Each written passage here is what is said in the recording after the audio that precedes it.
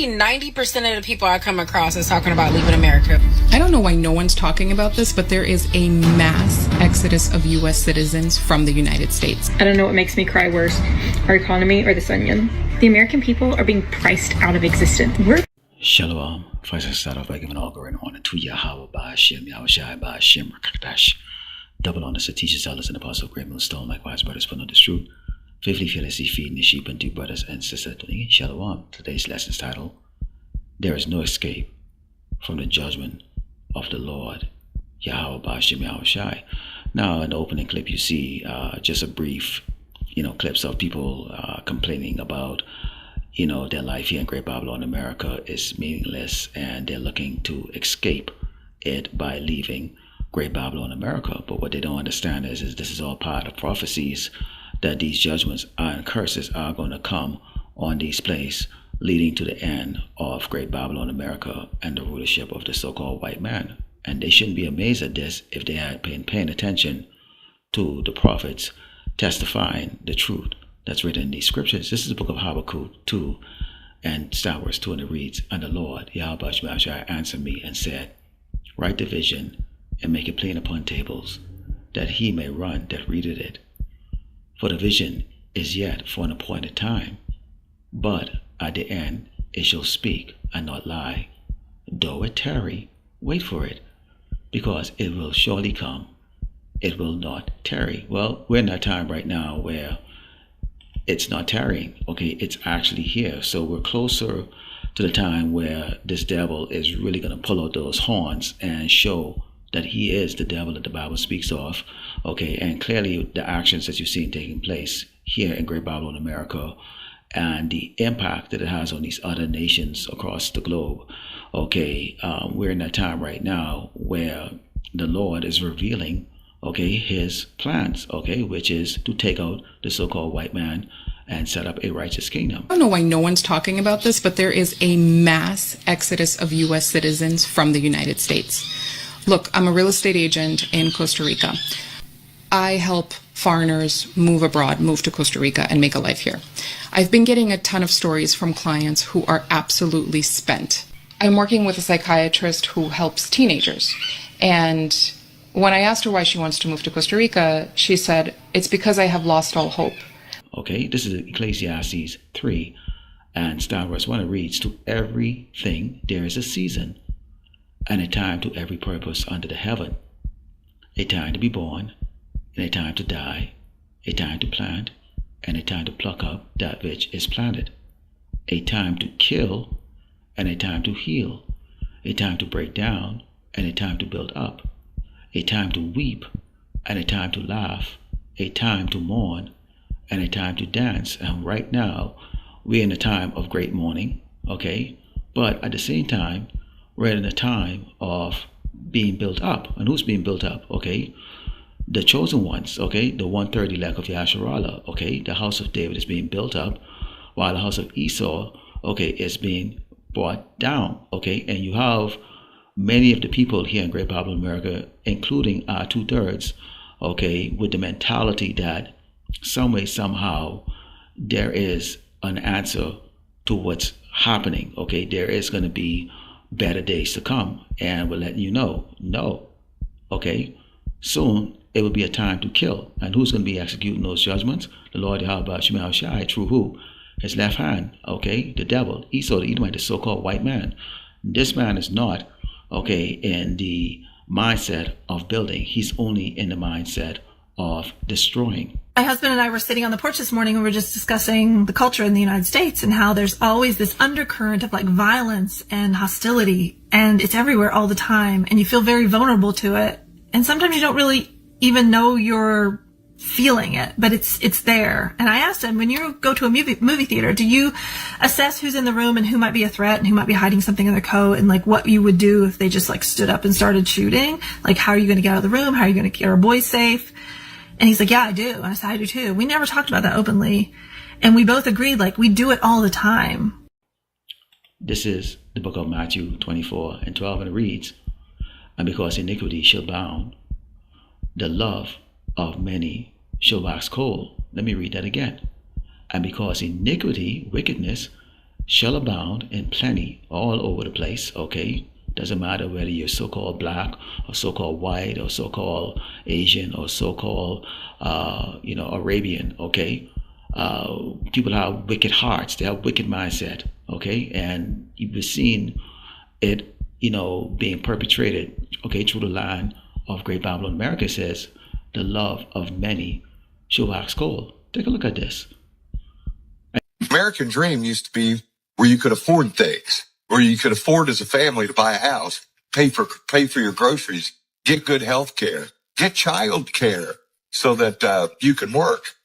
The American dream used to be about dreams. You could dream of a better life. You could dream of your own 40-acre plot of land with animals and a big car. It used to be where you could go to your neighbor's house and ask for sugar. I wouldn't knock on my neighbor's door anymore in America because you're liable to get shot. And then they think they're right. And you see that on the news all the time. It happens every single day, it seems like, in America. Living in America now, you're required to almost speak 2 to 3 different languages just to understand everybody in a single day. And you see, people can't even go and knock on each other's door. There's no neighborly love. There's no brotherly love except amongst the hopefully elect of Yasharallah. Okay, there's no sisterly love except among the hopefully elect of Yasharallah. Everybody right now is under pressure, and that pressure is what has been basically institutionalized in all of us. Okay, save the elect that's been taken over the world by the Mashiach. To prosper, or to build better, okay, to meet the status quo. And right now, people are not meeting that. They're losing what little they had. They're looking to escape as if they can escape the judgment of the Lord. No, you're going to find those curses, okay, pursuant to Deuteronomy 28 for the Hebrew Israelites, okay, and pursuant to Deuteronomy 30 and 7, okay, for the other heathen nations. No matter where you go, you can't escape it, okay? This is Hebrews 10 and 30, what it reads, it is a fearful thing to fall into the hands of the living power. It is a fearful thing, okay?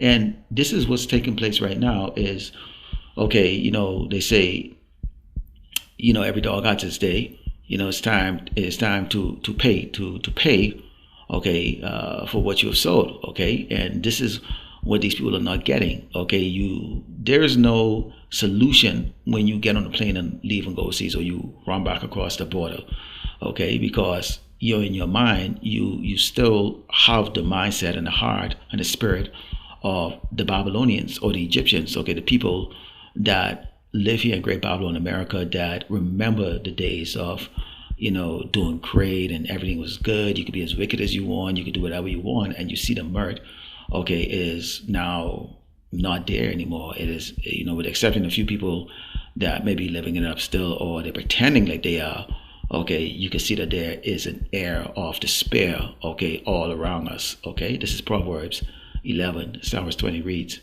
they that are of a froward heart are abomination to the Lord, but such are upright in their way, are his delight. Though hand join in hand, the wicked shall not be unpunished, but the seed of the righteous shall be delivered. Let's take a look at that word, froward heart. This is an ordinary dictionary meaning. It means a froward heart describes a willful, disobedient, and perverse inner disposition, often found in biblical contexts, like Proverbs, meaning a heart that is crooked, deceitful, and deliberately turns away from what is right and true, preferring evil or folly, leading to destructive paths and actions. And this is where people, since they've not listened to the words that are spoken by the prophets, okay, they're in that froward heart. They're like in that mindset, okay, of the heathens. Okay, they still believe that their Great Babylon America is going to somehow recover. Okay, now we live here physically. We still pay our bills. We still have to walk amongst people. We still have to work amongst them, communicate with them. But our mind is very different, okay? This is why when you go into Micah 2 and 10, it reads, arise, ye, and depart, for this is not your rest, because it is polluted. It shall destroy you, even with a sure destruction. Nearly 90% of the people I come across is talking about leaving America, whether it's in real life or online. So many people are talking about leaving America. Even people who are white, straight, male, female, like who are a little bit less affected by what's going on, are talking about leaving America. Like, people are so uncomfortable. So many people want to leave this country. Never in a million years would I have thought that this would be a thing. Like, I've been talking about leaving America for like the last 1 or 2 years, but like in the last few months, like there are people in droves wanting to leave America. I personally want to leave because the stress of everything going on is just too much, and why have to deal with that if I don't have to? But I'm curious, like, why is everybody else leaving? All that marching for what? What did it accomplish, Jake? Okay. It bought some time. You might feel good about yourself. They might pretend that they changed some law or whatever, cases like that. But for every law that they change that's in the favor of the Hebrew Israelite, they added about 100 laws that, create snares, loopholes against the laws that they created that was meant for the benefits of the people, and we seeing right now, this place is really falling into hopelessness and despair, so this is not our place of rest. It's a time for us to get the hell out of here, Let's close over the book of Isaiah 55 and start verse 6, and it reads, "Seek ye the Lord while he may be found, call ye upon him while he is near, let the wicked forsake his way, and the unrighteous man his thoughts." We have to be like that. We have to move out from the old ways that we were. We shouldn't be tricked anymore by the words that's coming out of this devil's mouth about make America great again. I'm going to give you, this check and that check, reduce taxes here, reduce taxes there, set up food banks all over the place like that.